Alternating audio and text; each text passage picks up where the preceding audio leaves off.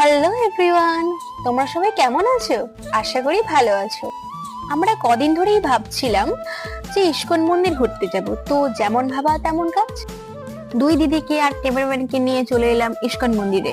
প্রথমে এখানে এসে এক মাতাজির কাছ থেকে তিলক কেটে নিলাম। তো ওইদিকে তিলক পড়তে না পড়তে এখানে সবাই ছবি তুলতে ব্যস্ত, তো আমরা সবাই ছবি তুলে নিলাম। আর এদিকে তো একজন ব্যস্ত মানুষ সবসময়, কি আর বলবো। চলো যাই হোক, এবার মন্দিরের ভিতরে প্রবেশ করি। আর হ্যাঁ, আমাদের সাথে তোমরা মন্দিরটা দর্শন করে নাও। এবং তোমাদের তো বলাই হলো না, এটা ডোমজুড় ইস্কন মন্দির। আর এই দেখো, আর আমাদের ক্যামেরাম্যান তো সবার পিছনে লাগা। আর তোমাদের সাথে কথা বলতে বলতে মন্দিরের ভিতর প্রবেশ করলাম। আর মন্দিরের ভেতর ঢুকেই আমরা ভগবানের দর্শন পেয়ে গেলাম।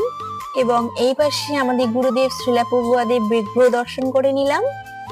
যেহেতু এখানে সন্ধ্যা ছটায় সন্ধ্যা আরতি হয়, তাই আমরা মন্দিরের বাইরের পরিবেশ চত্বরটা একটু ঘুরে দেখছিলাম। আর হ্যাঁ, এখানে একটা কত সুন্দর শিবলিঙ্গ স্থাপন করা আছে। যাই হোক, এখানে পরিবেশটা খুবই সুন্দর, তাই আমরা এখানে ফটো ভিডিও শুট করছিলাম। শুট করতে করতে সন্ধ্যাও হয়ে গিয়েছিল। আর এইদিকে তুলসী মহারানীর সন্ধ্যাও আরম্ভ হয়ে গিয়েছিল। এখানে তুলসী মহারানী আরতি শেষ হয়ে যাওয়ার পরেই ভগবানের আরতি শুরু হয়ে গিয়েছে। তো আজকের ভিডিওটা এখান অবধি। তোমাদের কেমন লাগছে প্লিজ কমেন্টে জানিও। হরে কৃষ্ণা।